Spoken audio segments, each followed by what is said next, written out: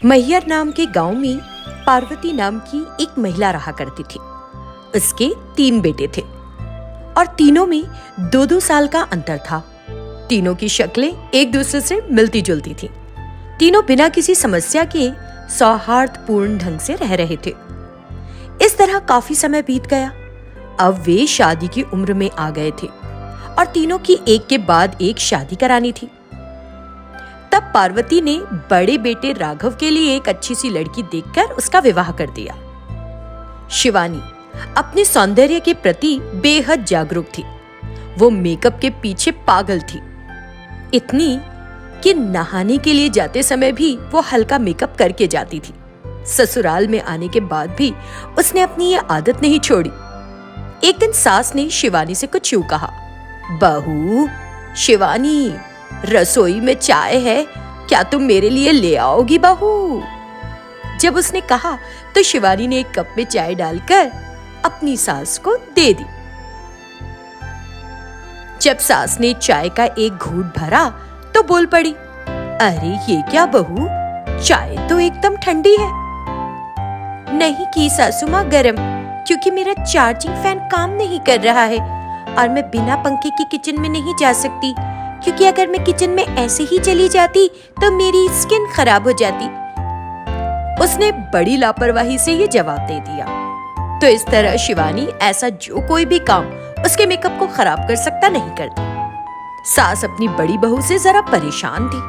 कुछ ही दिनों में उसने अपने दूसरे बेटे की शादी कीर्ति नाम की लड़की से कर दी। अब कीर्ति टीवी के पीछे पागल थी। वो जब बीच में विज्ञापन आते तभी अपनी टकटकी टीवी से हटाती थी, वरना उसका ध्यान टीवी देखते हुए कोई भंग नहीं कर सकता था। एक दिन की बात है, बड़ी बहू शिवानी ब्यूटी पार्लर के लिए गई हुई थी और पार्वती खाना खा रही थी। पास में पानी नहीं था। उसने अपनी दूसरी बहू कीर्ति को आवाज दी जो टीवी देख रही थी। बहू कीर्ति, यहाँ ग्लास में पानी नहीं है बहू, जरा मुझे थोड़ा पानी देना। कीर्ति टीवी देखने में तल्लीन थी और पानी लेकर अपनी सास के पास आधे घंटे के बाद पहुंची। लीजिए सासू माँ, आपने मुझसे पानी मांगा था ना? लाई हो? मूर्ख थी, मैंने तुमसे पानी मांगा। मुझे हिचकी आ रही थी बहू और मुझे तुरंत पानी चाहिए था। तुम तो आधे घंटे बाद आकर पूछ रही हो। तुम्हें क्या करती सासू माँ, टीवी मुझे एकदम डूब कर देखने की जो आदत है। सीरियल में आपको पता है, पत्नी अपने पति को ढूंढ ही नहीं पा रही थी, इसीलिए आपको भी पानी मिलने में देर हो गई। तो पार्वती की दोनों बहुओं का मामला बिगड़ा हुआ था। अब तीसरी बहू आई जो महापेटू थी। तो तीनों एक से बढ़कर एक थी और पूरी दुनिया को इसकी खबर हो गई थी। पार्वती उनकी आदतों के कारण उन पर चिल्लाती रहती थी और आखिरकार उसे शुगर, बीपी और भी कई तरह की बीमारियां हो गई। एक दिन की बात है, राघव अपनी माँ को हॉस्पिटल से घर लेकर आया और शिवानी से इस तरह बोला, शिवानी सुनो, माँ को ले जाकर लिटा दो, उसका बीपी थोड़ा हाई है, नमक और मसाला कम कर दो और उसे तला हुआ बिल्कुल नहीं खिलाना, उसके खान पान का पूरा ध्यान रखो तुम। उसने कहा। तब शिवानी ने ले जाकर अपनी सास को लेटा दिया और क्योंकि उसके पास कोई दूसरा रास्ता नहीं था, उसे रसोई में जाना पड़ा। रसोई में गर्मी के कारण उसका मेकअप खराब होने लगा। तब उसने सोचा, ओ मेरा सारा मेकअप बिगड़ जाएगा। जब तक किचन में अपना काम पूरा करूंगी तब तक मेरा सारा मेकअप ही उतर जाएगा। आगे से मैं कीर्ति से इसको करने के लिए कहूंगी। उसने तुरंत अपनी छोटी देवरानी कीर्ति को बुलाया और उससे बहाना बनाकर बाकी खाना बनाने के लिए कहने लगी। तो कीर्ति बोली, ठीक है दीदी, अभी सीरियल शुरू होने में 20 मिनट बाकी हैं, तब तक मैं खाना बना लूंगी, आप फिक्र मत करो। उसने कहा। लेकिन उसने जब खाना बनाना शुरू किया तो सब्जियां काटने से शुरुआत थी और उसमें उसका ज्यादातर समय निकल गया। फिर सब्जी पकाने के लिए उसने सबसे छोटी बहू को बुलाया और उससे कहने लगी, देखो बहन, मेरा सीरियल शुरू ही होने वाला है, अब ऐसा करो कि तुम बना लो। हाँ, उसने कहा और जल्दी से चली गई। अब पार्वती की तीसरी बहू जो महापेटू थी, उसने अपनी पसंद के अनुसार ही पकाया। और जब सभी दोपहर का भोजन करने बैठे तो पार्वती को भी छोटी बहू का बनाया मसालेदार खाना खाना पड़ा और इससे उसका बीपी बहुत ऊपर चला गया और वो वहीं बेहोश हो गई। तुरंत राघव को उसे फिर अस्पताल लेकर जाना पड़ा। वहां बहुओं के बर्ताव से परेशान पार्वती ने अपने बेटे से यूं कहा, अरे बेटा, क्या मैं इस बार घर वापस आ पाऊंगी? तीनों बहुओं के अपने अपने पागलपन है। मैं जाकर अपनी बहन के साथ रहना चाहती हूँ, कुछ दिन उन लोगों से दूर। पार्वती अपनी बहुओं से त्रस्त होकर अपनी बहन के घर रहने चली गई और उसे अपनी बहुओं के बारे में बताने लगी। हाँ दीदी, तीनों ने मुझे इतना परेशान किया, मेरी तबीयत का बुरा हाल कर दिया। सच दीदी, इसीलिए भागकर तुम्हारे पास आना पड़ा। तुम्हारे मेरे पास आने का मुझे बुरा नहीं लग रहा है, लेकिन अगर तुम उनसे दूर भागती रहोगी तो वे अपनी जिम्मेदारियां कैसे समझेंगी? मैं चाहती हूँ कि तुम उन्हें सबक सिखाओ। तुम चाहती हो कि मैं उन्हें क्या सिखाऊं? सबक? लेकिन कैसे? जरूर संभव है कि तुम उन्हें सबक सिखाओ। उसने अपनी बहन को सारी योजना बताई, जिसे सुनकर पार्वती की तो बाछें खिल गई। वो आत्मविश्वास से भर गई। लेकिन उसके घर जाने से पहले उसकी बहन ने राघव से एक झूठ बोला।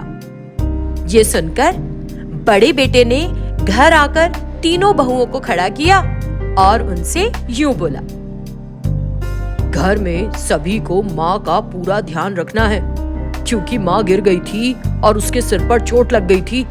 अब उसे कुछ भी याद नहीं रहता, इसलिए हमें उसकी अच्छी तरह से देखभाल करनी होगी और ये हम सबकी जिम्मेदारी है। बेटों को बताने के अगले दिन पार्वती को वापस घर लाया गया। सास ने भी एक ही बात को बार बार कहकर और एक ही बात को बार बार दोहराकर अच्छा अभिनय किया और उन्हें विश्वास दिला दिया कि उसकी याददाश्त कमजोर हो गई है। और फिर एक दिन, आज मैं करने वाली हूँ घर का काम, उसने कहा। ये सुनकर तीनों बहुओं ने सोचा कि तब तो सारे दिन वो अपने शौक पूरे करेंगी। सास ने घर के सामने पानी का छिड़काव किया और रंगोली डालने के लिए उसने बड़ी बहू की मेकअप किट उठा ली और छिड़कने लगी। और इस तरह शिवानी का बेहद महंगा मेकअप किट पूरा खराब कर दिया। कुछ समय बाद जब शिवानी को पता चला कि उसकी सास ने उसके महंगे मेकअप किट के रंगों से रंगोली डाली है, तो वो पार्वती पर, आपने इसे रंगोली के लिए क्यों इस्तेमाल किया सासू माँ? और मेरी किट के सारे रंग इधर उधर करके खराब कर दिए। अब मैं इसे अपने चेहरे पर लगाऊंगी तो सारी त्वचा खराब हो जाएगी। मैं क्या करती बहू, मेरी याददाश्त कम होने के कारण मैंने सोचा कि ये रंगोली का पाउडर है और इसका इस्तेमाल कर बैठी। आगे नहीं करूंगी। आपको घर का कोई काम करने की जरूरत नहीं है, मैं कर लूंगी अब से। तो बड़ी बहू की अकल तो ठिकाने आ गई। फिर एक दिन सबसे छोटी बहू ने अपने लिए खूब अच्छी सी मिठाई बनाई। सास ने किचन में आकर मिठाई के ऊपर मिर्ची पाउडर और नमक छिड़ककर खराब कर दी। ये देखकर छोटी बहू के होश उड़ गए। ये क्या सासू माँ, मिठाई पर नमक और मिर्च डाल दिया आपने? आपकी याददाश्त सच में एकदम चली गई है। फिर कभी रसोई में आने की कोशिश मत कीजिएगा और नहीं खाना बनाने की। आपको जैसा भी खाना चाहिए वही सोफे पर बैठे बैठे मांगिए, मैं ला दूंगी, वहीं पर ला दूंगी। सबसे छोटी बहू ने भी सबक सीख लिया। फिर एक दिन जब मंझली बहू टीवी देखने में खोई हुई थी तो पार्वती ने लाकर टीवी पर पानी ढोल दिया। ये देखकर, अयो, ये आपने क्या कर दिया सासू माँ? आपने टीवी पर इस तरह पानी? ये टीवी है क्या? मैंने तो सोचा कि एक पौधे का गमला है, बस कुछ करने का दिल कर रहा था बहू। अरे, आपको कोई काम करने की जरूरत नहीं है। वो टीवी मुझे मेरे मम्मी पापा ने दिया था, पूरा का पूरा खराब कर दिया। अब से अपनी बागवानी को भूल जाइए, मैं कर लूंगी पौधों की देखभाल। इस तरह कुछ दिन बीत गए। पार्वती की बहन की योजना कारगर साबित हुई। तीनों बहुओं ने सबक सीख लिया और उन तीनों ने फिर आपस में घर का पूरा काम बांट लिया और खुशी खुशी घर के सारे काम करने लगी, साथ ही अपनी सास की देखभाल भी। बिलासपुर गांव में रही आंडालू बहुत कंजूस औरत थी। 1 रुपए खर्चा करके 10 रुपए खर्चा हो गया सोच के बहुत दुखी होती थी। सोफा में और कुर्सियों में बैठने से वो खराब हो जाएंगे और फिर से खरीदने के लिए पैसे पौधों को नहीं उग रहे हैं ना करके नीचे बैठने से सेहत भी अच्छा रहेगा कह के हर बार उसके पति सुब्बा राव और बेटा धनुष और बहू किन्नरा को बैठने नहीं देती थी। तो ये सोफे को क्यों खरीदना आंडालो, इन्हें ले जाके 25-30 में भेज दे। ये पलंग को भी 10-15 को दे दे, तब हम सब मिलके नीचे जमीन पर सो सकते हैं। बहुत ठंड रहेगा आंडालो, क्या कहती हो? घर को बहू आने के बाद आपके मजाकें बंद नहीं हुई। ये कैसे बातें कर रहे हो जी?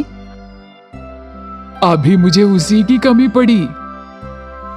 हो, मुझे अभी याद आया, नहाने का साबुन निकाल के सिर्फ 2 दिन ही हुए, लेकिन साबुन पूरा खत्म हो गया। आप साबुन से नहा रहे हो या स्मेल अच्छा है सोच के खा रहे हो क्या?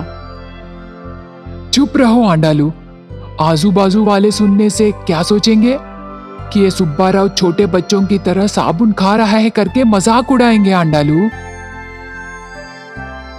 अगर आप नहीं खाए तो आधा साबुन कैसे हो गया जी? ये बात पे सुब्बा राव इधर उधर देखता है। उसे कहीं भी बेटा और बहू दिखाई नहीं देते। क्यों ऐसे चोरों की तरह देख रहे हो जी? बताने से बहू के सामने मेरी इज्जत नहीं रहेगी आंडालू। तुमने कहा ना कि अलमारी से साबुन निकाल के हर रोज नहाते समय थोड़ा पानी डाल के फोम आने तक छिलक के उस फोम से नहाने को तुमने कहा ना, मैं वैसे ही नहा रहा हूँ। क्या तुझे पता है कि मैं साबुन देख के कितने दिन हो गए? तो फिर साबुन आधा कैसे हो गया जी? वो मुझे पता नहीं। मुझसे संबंधित सभी वस्तुएं जैसे ब्रश, पेस्ट, शैम्पू, सोप्स, आखिर में चावल दाल भी तेरी मर्जी से ही खा रहा हूँ ना, इससे ज्यादा और क्या करूँ? हाँ, वो तो है। तो मुझे कहाँ फ्रीडम है आंडालू? रहने पर ही आप सांस ले रहे हो जी, वरना मैं उसको भी पाबंदी रखती। सुब्बा राव और एक बात भी नहीं बोलता और वहाँ से चला जाता है। उसके बाद घर से बाहर आके बैठती है आंडालू। एक भिखारी आके आंडालू के घर के सामने भीख मांगने लगता है। माँ जी, दान करो माँ, बड़ा दिल रहने से 100 रुपए डालो, नहीं तो 10 रुपए डालो। 2 रुपए 5 रुपए डाल के त्योहार मनाओ, सोना खरीदो करके मत बोलो माँ जी। दान करो माँ जी, बड़ा दिल से दान करो। ऐसे भीख मांगने लगता है। बाबू, तुम कितना भीख मांगने पर भी एक पैसा भी नहीं मिलेगा। तेरी मर्जी, बाद में मुझे कुछ मत कहो। माता जी की बातें बहुत कड़वी है, लेकिन उनका दिल मक्खन जैसा है। अरे हो बहू, दाल के डिब्बे में रहे 100 रुपए में से 10 रुपए लाना। किचन में खाना पका रही बहू किन्नरा सास की बातें सुन के, बाप रे, बिल्ली को भी भीख नहीं डालती मेरी सास, पर आज ये क्या, एक भिखारी को 10 रुपए भीख डाल रही है। ये बहुत बड़ा विषय है। ऐसे सोच के डिब्बों में देखती रहती है। बाहर आंडालू की बातें सुन के भिखारी खुश हो जाता है। तब वो अपने आप में, दिल मक्खन जैसा है कहने से शायद फूल गई पागल, कैसे भी इससे 100 रुपए लेके ही यहाँ से जाना है। ऐसे सोच के, आहा, आपके चेहरे में बहुत चमक है माँ जी, हम जैसे गरीबों को बचाने के लिए आए हैं। अरे हो बहू, 10 रुपए नहीं 50 रुपए लाना। आंडालू के मुंह से 50 रुपए की बात सुनकर भिखारी और खुश होकर अगर इसे तीसरी बार तारीफ करने से 100 रुपए लेकर यहाँ से जा सकते हैं करके सोचता है। दान देने में आपसे बढ़कर यहाँ चारों ओर और कोई भी नहीं है माँ जी। आपके नाम पर मेरे बच्चे कम से कम एक दिन चिकन बिरयानी खा के पेट भरेंगे माँ जी। ऐसे भिखारी कहता है। तब आंडालू हंसकर, बहू 100 रुपए इधर ला रे। ऐसे कह के उस भिखारी को देखती रहती है आंडालू। किचन में पैसों के लिए सभी डिब्बों में ढूंढने लगी बहू किन्नेरा। ऐसे 10 मिनट बीत जाते हैं। उसे कितना ढूंढने पर भी 100 रुपए नहीं मिलते बहू किन्नेरा को। ये विषय कहने के लिए सास आंडालू के पास आने लगती है बहू किन्नेरा। भिखारी आशा से 100 रुपए के लिए देखता रहता है। माँ जी, वो 100 रुपए दिलाने से मैं यहाँ से चला जाऊंगा। तब बहू द्वार के पास आती है। तुझे क्यों देना रे 100 रुपए? मेरी खुशी के लिए तुमने मेरी तारीफ की, मैं भी तेरी खुशी के लिए इतना लाना उतना लाना करके बोली। हिसाब बराबर हुआ ना? अब जा यहाँ से। उसकी बातों से भिखारी आश्चर्य होकर मुंह खोल के देखने लगता है। ये सब सुन के बहू शॉक हो जाती है। बाप रे कंजूस सांस, कितनी अकल है रे तुझे। माँ जी, खाना खाए 3 दिन हुए, थोड़ा खाना है तो दो माँ जी, नहीं तो सिर्फ 10 रुपए दीजिए ना। ये बात सुन के आंडालू तुरंत उसके प्लेट में रहे पैसों को खींच लेती है। ये देख के बहू अपना मुंह बंद कर लेती है। अरे माँ जी, मेरे पैसे क्यों खींच लिए? तुझे खाना खाए 3 दिन हो रहे हैं ना, तुम मुझे सिर्फ 10 रुपए ही मांगे। मुझे खाना खाए 1 हफ्ता हो रहा है रे, अब तो ये सब मेरे ही है ना। ये बात सुन के भिखारी स्पष्ट रूप से आंडालू को देखकर थोड़ी देर और रहने से मेरा प्लेट भी खींच लेगी ये महान औरत। ऐसे सोच के वहाँ से भाग जाता है। उसके हाथों में रहे पैसों को देखकर बहुत खुश होती है आंडालू।